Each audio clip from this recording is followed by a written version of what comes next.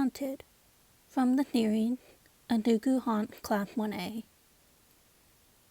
From an orphaned account, formerly The Artistic Gamer. Art and by Bush Monster on Tumblr. Links for the story and from that Tumblr are down in the description. Trigger warning for the story as a whole: child death, past bullying, suicide, suicidal ideation, and other suicide themes, depictions of violence and injury, body disfiguration, self-depreciation, depressive spirals, self-destructive spirals, and character death, separate from Ghost Izuku, who is present from the beginning of the story. These are triggers for the series as a whole, so please be aware of that as you're reading, and click away if any of these are triggering to you. With that out of the way, let's start. Chapter 2. Regret. I wasn't exactly sure why or what caused it, but Class 1A had an extra student that nobody but himself and his class knew about. The teacher knew, without question, that the students were a lot more open-minded than he was about the whole thing. It made him uncomfortable, in a way. He couldn't exactly put his finger on, but his students seemed a lot more inclined to interact with the present. Privately, he hoped they had the common sense to leave it be. He should have known his class had no such thing. He thought about bringing it up to Principal Nentu on more than one occasion, but he had a feeling the little mouse creature wouldn't believe him, and even if he did, Midorya doubted there was much he could do, so he took the circumstance with as much grace as he was able. Midorya wasn't sure if he was doing a good job or not, whether his students could sense his unease every time the twisted, double-over speech faded in and out and he attempted to seem as unbothered as possible, or when a tapping that seemed to come from nowhere floated about the classroom like an unspoken threat. He stayed behind in the classroom for as little as he could get away with. The muttering turned to whispers, flickering in and out and doubled over. The weird air about the place set him on edge, making him glance over his shoulder, expecting someone to be there. No one ever was. When a student proposed doing a session with an EMR, Midorya offered to supervise, partly out of worry. He knew his student well enough to know they'd just do it anyway, and partly because he was morbidly curious to see what would come about, even as his sensible side screamed at him that he would regret it.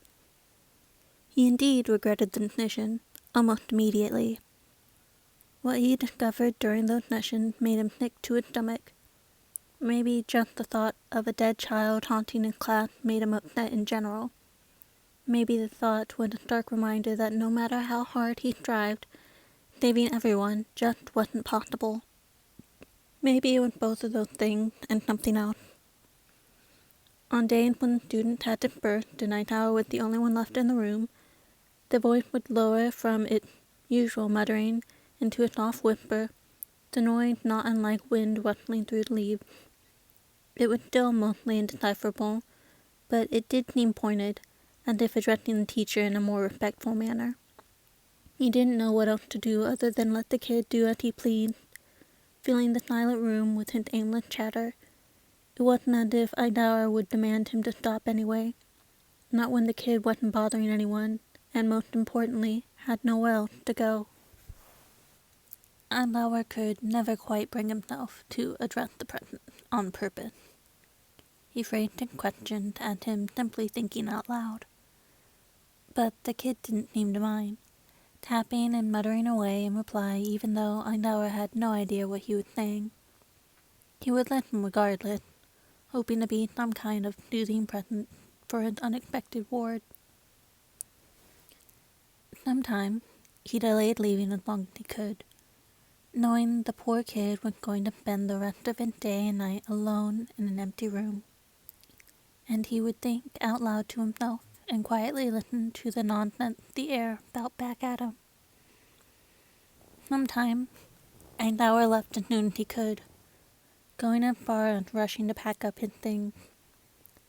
The kid always seemed just a touch sadder the next day, a little less talkative, but Einauer couldn't take having to face him every day, knowing he couldn't and didn't save him.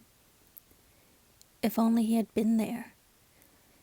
If only he could have talked him down, told him there were people who loved him and would miss him, and he could reach his dreams if he just lived one more day. If only. After a Bakugo session with the EMR, the puzzle wasn't finished per se, but he knew he at least had more of the pieces. He asked Bakugo about it only once, and he tried to tread as lightly as he possibly could. Bakugo had been oddly soft-spoken, simply claiming he was someone he knew that had taken his own life at a young age. He didn't seem inclined to say anything further, and I now refused to push when he looked so uncharacteristically downtrodden. On the weekend, he had paperwork to finish, and the student had the day off. Andara would occasionally sit in the seemingly empty classroom instead of his office. The kid would greet him with what Andara would assume were cheerful, particularly loud mutterings before falling silent, and he would take a seat at his desk. He didn't openly speak, but that didn't stop the present from chattering on and off regardless, a cold chill creeping in from that one specific corner of the room. Andauer never complained. He would only grit his teeth against the biting cold and steady his shaking hand as he wrote. This particular weekend, however, had him visiting a friend of a friend, Namata. He asked if there was ever a missing child report with the name Izuku. A file turned up shortly after. The pages wrote a clear, willful story of a boy named Izuku Midorya, diagnosed quirkless at age 4 and bullied relentlessly for it and his strange behavior, muttering incessantly to himself being one of many. Andauer noted bitterly. He ended up taking his own life by jumping off a rooftop. Bakugo Akatsuki, Midoriya's main tormentor, admitted to goading the boy into taking his own life. Midoriya's mother never pressed charges, and instead he was placed in anger management therapy and then general therapy after that. Andauer could do nothing but stare hold into the paper in disbelief. Yes, Bakugo was hot-headed. Yes, he had a temper, but never in a million years had Andauer ever suspected the bond to be capable of saying such things. No wonder he was so repentant. Andauer excused himself and left with a weight on his chest that was hard to breathe around. There was no reason to talk to Bakugo about it now. The situation was long dealt with, and Bakugo very clearly felt remorse.